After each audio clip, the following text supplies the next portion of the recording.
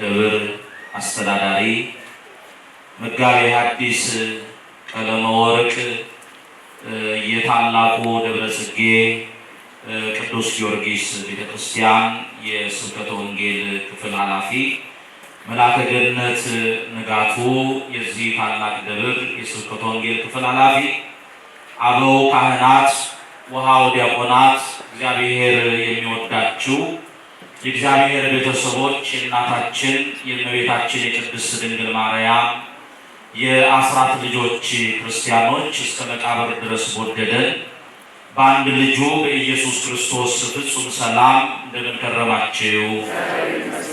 እንደምን ሰነበታችሁ? እንደምን ቆያችሁ? እንደ ኃጢአታችን ብዛት እንደ ሰውነታችንም ክፋት ተመልክቶ ሳያጠፋን እድሜ ለንስሐ ሰጥቶ በሕይወታችን ላይ ይችን አዲስ ቀን ይጨመረልን በምስጋና የሰበሰበን የአባቶቻችን አምላክ እግዚአብሔር ስሙ ለዘላለም የተመሰገነ ይሁን። የእናታችን የእመቤታችን የቅድስት ድንግል ማርያም አማላጅነት የሰማዕቱ የቅዱስ ቂርቆስ የእናቱ የቅድስት ኢየሉጣ በረከትና ረድኤት አይለየን። እኔ ባለሁበት እናንተ ደግሞ እንድትኖሩ ዳግም እመጣለሁ፣ መጥቼም ደግሞ እወስዳችኋለሁ። የዮሐንስ ወንጌል ምዕራፍ 14 ቁጥር 3 ላይ የተጻፈ ኃይለ ቃል ነው። እንደ እግዚአብሔር አምላካችን ቅዱስ ፈቃድ ይህንን የመጽሐፍ ቅዱስ ክፍል በማንሳት በጣም አጭር ለሆነ ደቂቃ መልእክት ብቻ አስተላልፋለሁ። ለምን በሊቁ ቅድም በመጋቤ ሐዲስ የሚሰማ ካለ ለመለወጥ የተዘጋጀ ካለ በቂ የሆነ ትምህርት ተምረናል። ስለ መምህራችንም በጥሩ ቋንቋ በጥሩ አንደበት ምስክርነት ተገልጧል። ስለዚህ ጊዜ አልወስድባችሁም። እኔ ባለሁበት በልሱ ሁላችሁ እናንተ ደግሞ እንድትኖሩ ዳግም እመጣለሁ፣ መጥቼም ደግሞ እወስዳችኋለሁ። እግዚአብሔር ይውሰደን። ሁላችሁም አሜን ብላችኋል። አንዳንድ ቦታ እግዚአብሔር ይውሰደን ስል ዝም የሚሉ ሰዎች አሉ። አሜን አልንም አላልንም መወሰዳችን አይቀርም። ግን ስንወሰድ ሰይጣን ከሚወስደን ምርጫ የለውም። ማን ይወስደን ይሻላል? እግዚአብሔር ይወስደን ይሻላል። ይህንን ቃል የተናገረው ጌታችንና አምላካችን መድኃኒታችን ኢየሱስ ክርስቶስ ነው። ቃሉን የተናገረው ለቅዱሳን ደቀ መዛሙርቱ ነው ለጊዜው። ለፍጻሜው ደግሞ እስከ ዓለም መጨረሻ ለሚነሱ ለእግዚአብሔር ልጆች የተነገረ ኃይለ ቃል ነው። ይህንን ቃል ከማየታችን በፊት በዚህ በሳምንት ውስጥ ያለውን የሳምንቱን ትምህርትና ትርጓሜ ቅድም በሰፊው ተመልክተናል። ያለፈው ሳምንት ሰንበት በቤተ ክርስቲያን ስርዓት ምንድን ነው የሚባለው? አቤት ደብረ ዘይት ይባላል። በደብረ ዘይት የተባልነው ትምህርት ደቀ መዛሙርቱ የዓለም ፍጻሜና ምልክቱ ምንድን ነው ንገረን ብለው በጠየቁት ሰዓት የዓለም ፍጻሜ ምልክቱን ሁሉ ዘርዝሮ ከነገራቸው በኋላ የመጨረሻው የማስጠንቀቂያ መልእክቱ ምን ነበር? እንግዲህ ንቁ አለ። ምን በሉ? ማቴዎስ ወንጌል ምዕራፍ 24 ቁጥር 42 ጀምሮ የተጻፈ ኃይለ ቃል ነው። እንግዲህ ንቁ፣ ባለቤት ሌባ በየትኛው ሰዓት መጥቶ ቤቱን እንደሚዘርፈው ቢያውቅ ኖሮ ነቅቶ ቤቱን ምን ይል ነበር? ይጠብቅ ነበር። ነገር ግን ባልተዘጋጀበት ሰዓት ሌባው መጥቶ ቤቱን ይበዘብዘዋል፣ ይዘርፈዋል። እንግዲህ እናንተም የሰው ልጅ የሚመጣበት ሰዓት አይታወቅምና ተዘጋጅታችሁ ኑሩ አለ። ምንድን ነው የመጨረሻው ቃል? ተዘጋጅታችሁ ምን በሉ? ኑሩ አለ። ይሄ ቃል የሚያመለክተን ይሄ ቃል የሚነግረን በዚህ ዓለም ያለን ከሊቅ እስከ ደቂቅ ሁላችንም በዚህ ምድር ላይ የምንኖር ኗሪዎች አይደለንም። ይሄ ጊዜያዊ መቆያ ነው። ምንድን ነው ጊዜያዊ? ምንድን ነው መቆያ ወይም ደግሞ የመዘጋጃ ዓለም ነው። የመጀመሪያው የመዘጋጃ ዓለም የእናታችን ማህፀን ነው። 9 ወር በእናታችን ማህፀን አካላችን ሁሉ ተዘጋጅቶ ምን ብሏል? አልቋል። ከእግር ጥፍር እስከ ራስ ፀጉር የተሰራ የት ነው? አቤት የእናታችን ማህፀን ውስጥ ነው። ብዙዎቹ ነገሮች ለማህፀን አይጠቅሙም። ለምሳሌ እግር በማህፀን ውስጥ አይጠቅምም። ይጠቅማል? እግር የተዘጋጀው ወደዚህኛው ዓለም ስንመጣ እንድንጠቀምበት ነው። አይን በእናት ማህፀን ውስጥ ምን አይልም? አይጠቅምም። ጨለማ ነው፣ የምናየው ነገር የለም። የሚጠቅመው ለዚህኛው ዓለም ነው። እጃችን የሚጠቅመው በማህፀን ውስጥ አናጨበጭብም፣ አንሰራም። ለየትኛው ዓለም ነው? ለዚህኛው ዓለም ነው። ያ ሁሉ የተዘጋጀው በእናት ማህፀን ውስጥ ነው። አንድ ሰው በእናቱ ማህፀን መቆየት የሚችለው ስንት ጊዜ ነው? አቤት 10ኛ ወር መቆየት ይችላል? አይችልም። 10 ወር ቢሞላው ሐኪሞቹ ለሕፃኑ ለእናቱ አደጋ ስለሆነ በግድ ጎትተው ወደዚህ ዓለም ምን ይሉታል? ያመጡታል። ይሄ ደግሞ ሁለተኛ የዝግጅት ዓለም ነው። በእናት ማህፀን አካሉ ያልተዘጋጀለት ሰው በዚህ ዓለም ለመኖር ይቸገራል። እኛም ደግሞ ምንኖርበት ሌላ ዘላለማዊ ዓለም አለ። ወደዛ ዓለም በምንሄድበት ጊዜ እንዳንቸገር ዋናው መዘጋጃው የት ነው? አቤት እዚህ ያልተዘጋጀ ሰው በዛኛው ዓለም ሄዶ ለመኖር ምን ይላል? ይቸገራል። ለዚህ ነው የሰው ልጅ የሚመጣበት ሰዓት አይታወቅምና ተዘጋጅታችሁ ምን በሉ ኑሯል። ስለዚህ ይሄ ዓለም የመዘጋጃ ዓለም ነው። ወደ ወንጌል ወደ ተነሳንበት ስንመጣ በዮሐንስ ወንጌል ምዕራፍ 14 ቁጥር 1 ጀምሮ የተጻፈው ኢየሱስ ክርስቶስ ለሐዋርያቱ እንደሚሄድ ነገራቸው።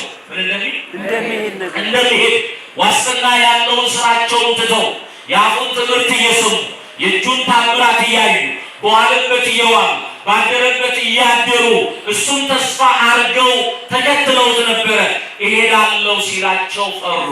እንዲህ አላቸው፣ ልባችሁ አይታወክ አላቸው። ምን አይበል? ልባችሁ አይታወክ። እኔ እሄዳለሁ ስል የእናንተ ልቦና ምን አይበል? አይታወክ። ልባችሁ ምን አይበል? አይፍራ። በዚህ ዘመን በተለይ በመምህራችን ማለፍ ምክንያት የብዙ ምዕመናን ልቦና ታውቋል። የብዙ ምዕመናን ልብ ተሸብሯል። ለምንድን ነው? እግዚአብሔር አዋቂ ነው። እግዚአብሔር ምንድን ነው? አዋቂ ነው። ለምን መምህርን ወሰድከው? ለምን እንዲህ አደረግክ ብለን እግዚአብሔርን ልንከሰው ልንጠይቀው አንችልም። ለምን? እግዚአብሔር በስራው ትክክል ነው። ምንድን ነው በስራው? ምንድን እጅግ በርካታ ምዕመናን በቤተ ክርስቲያን አገልጋዮች፣ በቤተ ክርስቲያን አባቶች ተስፋ የቆረጡበት ዘመን ነው። ምን አባት አለ የሚሉ ብዙ ሰዎች አሉ።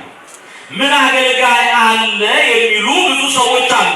የእግዚአብሔር ልጆች ዘመኑ ምንም ቢከፋ፣ ምንም በደል ቢበዛ፣ ምንም ግፍ ቢበዛ እግዚአብሔር ከካህናትም ከአባቶችም ከአገልጋይም ከምዕመናንም ለራሱ ምኖች አሉ። አቤት ሰው አለው። ሰው እንዳለው በማን አሳየ? በመምህር ዘላለም አሳየ። ምን አለው እግዚአብሔር? ሰው እንዳለው አሳየን። እሱን በሕይወቱ ኖሮ ሲያስተምረን ነበር። ቅድም መምህሩ በሚገባ ስለሱ የሚገባውን ነገር ዘርዝረዋል። ከመምህር ጋር አብሮ የማገልገል እድል የገጠመኝ በ95 ዓመተ ምህረት ነው። አሁን በጓደኝነት አብረን በሀገር ውስጥም ከሀገር ውጭም ተባብረን ተመካክረን ማገልገል ከጀመርን 23 ዓመታችን ነው። እሱ 33 ዓመት ነው አገልግሎ ከጀመረ። አብረን ማገልገል ደግሞ ከጀመርን ስንት ዓመት ነው? 23 ዓመት ነው። በ23 ዓመት ውስጥ መምህር ዘላለምን ቅድም እንደተባለው ሁሉም የሚያውቀው ሳይፈራ ሳያፍር ዝቅ ብለው ከባቴ ከፍ ብለው ከአንገቴ ይቆርጡኛል፣ እስር ቤት ይጥሉኛል ሳይል ፍርድ ተጓደለ፣ ድሃ ተበደለ፣ ግፍ ተሰራ ብሎ እውነት ሲመሰክር ብዙዎች ያውቃሉ። አታውቁ? እናውቃለን። በዚህ በቅዱስ ቂርቆስ ቤተክርስቲያን ቅድም አባታችን እንዳሉት ከ95 ዓመተ ምህረት ጀምሮ እስከ 99 ዓመተ ምህረት ድረስ እየመጣው አገለግል ነበር። በተለይ የማክሰኞ የሰራተኛው ጉባኤ በቋሚነት አገለግል ነበር። ለዚህ መምህርን በየወሩ የቅዱስ ቂርቆስ ቀን በዚያ አውደ ምህረት ላይ እኔም ትምህርቱን ቁጭ ብዬ እየተማርኩ አውቀዋለሁ። በጎ ስራውን ግን የሚያውቅ ሰው የለም። ለምን? መልካም ስራ በስውር ስሩ ብሎ የሚያስተምረው መምህር እጅግ በርካታ ስራዎችን ይሰራ ነበረ። በገጠሪቱ ኢትዮጵያ እየሄደ ከብፁዓን አባቶች ጋር እያስተማረ በብዙ ሺህ የሚቆጠሩ አዳዲስ ተጠማቂያን ምን ብሏል? አቤት አስተምሯል። እኔ ብቻ የማውቀው ከ5 በላይ አብያተ ክርስቲያናት ለአዲስ ተጠማቂያን አሳንጿል። ማን? መምህር ዘላለም። አዳዲስ ቤተክርስቲያኖችን ለአዲስ ተጠማቂያን እኔ የማውቃቸው ወደ 5 አብያተ ክርስቲያናት አሳንጿል። በተፈጥሮና በሰው ሰራሽ አደጋ ብዙ ችግር የደረሰባቸው ከመንግስትም ከቤተ ክህነትም ሰዎች ቀድሞ እርዳታ የሚሰጥ ነው። የተራቡትን የሚያበላ ነው። በጣም በርካታ ወላጅ አልባ ህፃናትን ያሳድጋል። ታውቃላችሁ? ህፃናትን ምናልባት የምታውቁት የህይወት ታሪኩ ሲነበብ ነው። ነገር ግን አስተምሮ ለኮሌጅ ለዩኒቨርሲቲ ያበቃቸው ለትልቅ ደረጃ ያበቃቸው ሰዎች አሉ። ይሄን ሁሉ ሲሰራ አንድ ቀን ስራውን በአደባባይ አውጥቶ ይሄን ሰርቻለሁ ብሎ ተናግሮ አያውቅም። ለምን? አምላኩ በኋላ በስውር የሰራውን በግልጽ እንደሚከፍለው ያምን ነበረ። እንደከፈለው ደግሞ አረጋግጠናል። አላረጋግጥም? አዎ። መምህር ብዙዎችን ለጽድቅ ያበቃ ነው። አስተምሮ ለንስሐ ለስጋው ደግሞ ለምርኩስና ብቻ አይደለም። በአሜሪካን ሀገር በአውሮፓ ያሉ ገንዘብ ያላቸውን በገንዘባቸው እንዲጸድቁ የአብነት ትምህርት ቤትን፣ ገዳማት፣ አድባራትን እንዲረዱ አድርጓል። ስለሱ ብዙዎች ስለመሰከሩ ይበቃኛል። አሁን የሱን በጎ ስራ ማውራት ብቻውን ለእኛ ጥቅም የለውም። አለ ጥቅም አለው የለውም? አንድ ነገር ነግሬያቸዋለሁ ቅድም። ልባችሁ አይፍራ አይታወክ አላቸው። እኔ ሄዳለሁ ሲላቸው ፈርተው በእግዚአብሔር እመኑ አላቸው ኢየሱስ ክርስቶስ። በማን እመኑ? በእግዚአብሔር እመኑ አለና ቀጥሎ ደግሞ በእኔ እመኑ አለ። ምናልባት ይህንን መጋቢ አዲስ ቢተረጉሙት ደስ ይለኝ ነበር።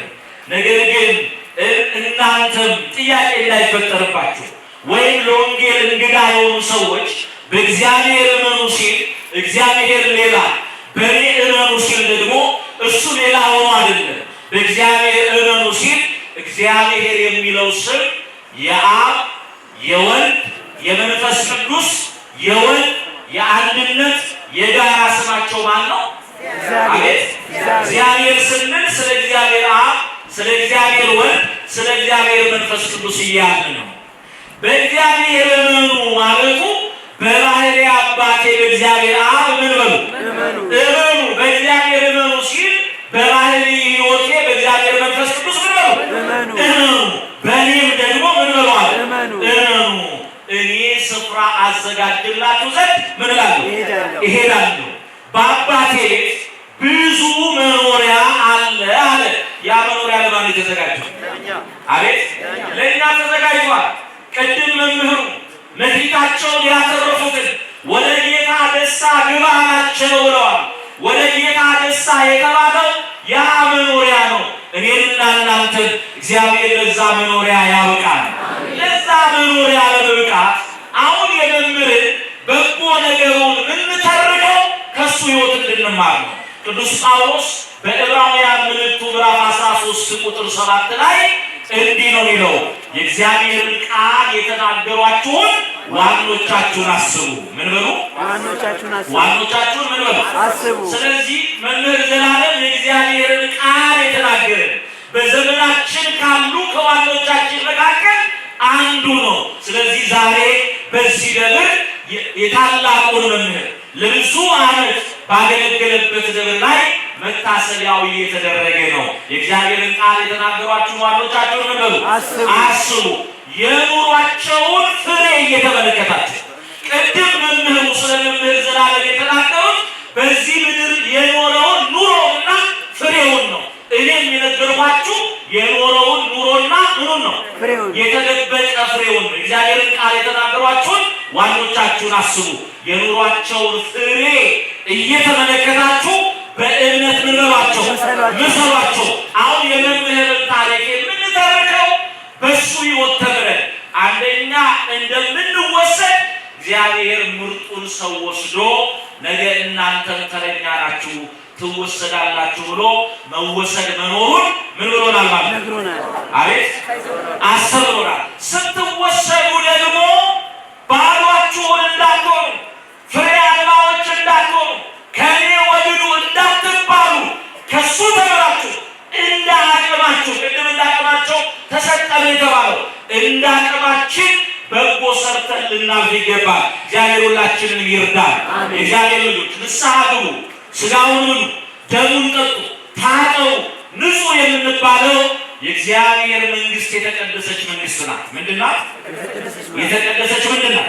መንግስት ናት። የሚገቡት ደግሞ የነጹ ሰዎች ናቸው። ስለዚህ ንስሐ ግቡ የምንባለው ቆሽሻችሁ ለቆሻሾች የማትሆን ስለሆነ ቆሽሻችሁ አትቀመጡ፣ ታጥባችሁ ተዘጋጅታችሁ ኑሩ ተብለናል። ተዘጋጅተን እንድንኖር እግዚአብሔር ይርዳል። አሁን ምን አለ? በአባቴ ቤት ብዙ መኖሪያ አለ፣ ለእናንተ በዛ ስፍራ አዘጋጅላችኋለሁ። እኔ በምኖርበት እናንተ እንድትኖሩ ዳግም እመጣለሁ። አምላካችን ምን ይላል? አቤት ይመጣል። ምን ሊያደርግ ነው የሚመጣው? እኛ ምን ሊያደርግ? ሊወስደን ይመጣል። እሱ ከመምጣቱ ከመውሰዱ በፊት ከኛ የሚጠበቀው መልካም ሰርተን እንደ መምህር ዘላለም አሁን መምህር ዘላለም ቢመሰከርለትም እየተመሰከረለት ያለው ነገር እውነት ነው ወይስ ሐሰት? እውነት ነው። አንዳንዶች ሰዎች ሲሞቱ እኮ በውሸት ይመሰከርላቸዋል። የህይወት ታሪካቸው ሲነበብ ጨካኙን ሰውዬ እንዴት ያሉ ሩሩ ነበሩ ይባላል አይባል? ሰውየው ቆሞ ዋሽቶ የሞተ ቀን ይደረግለታል፣ ይዋሽለታል። ንፉግ የነበረው ሰውዬ ቸር ነበር፣ አቁራሽ ነበር፣ አብይ ነበር ይባላል። በውሸት እንዳይመሰከርልን ቆመን ዋሽተን ሞተን እንዳይዋሽልን ተዘጋጅተን እንድንኖር እግዚአብሔር ሁላችንም ይርዳል። ተዘጋጅቶ የኖረ ሰው በሰማይ መኖሪያ አለው።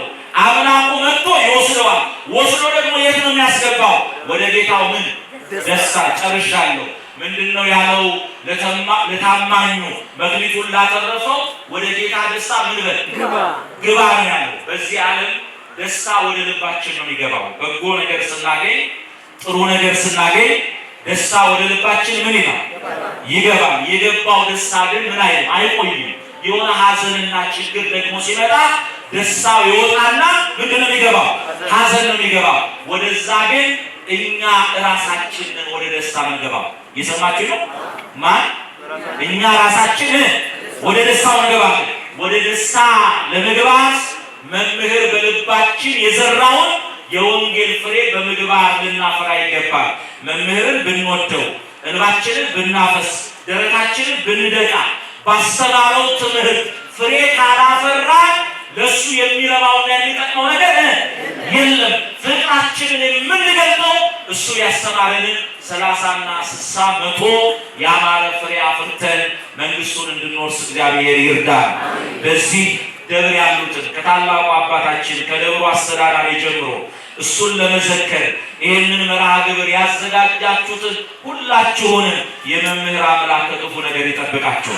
የመምህራችሁን መታሰቢያ ለማድረግ በዚህ የተሰበሰባችሁትን የመምህሩን በረከት ያድላችሁ። በሌላ ቀን በሰፊው መጥቻ ያገለግላችኋለሁ። ሰዓት ስለመሸ ነው ያሳጠርኩት። እግዚአብሔር ከሁላችን ጋር ይሁን። ቢፈልግባትም በልሁላችሁ መልካሙ ገበሬ አልተገኘባትም ከበለሷ ፍሬ። ሁላችን በማስተዋል እንዘምራለን።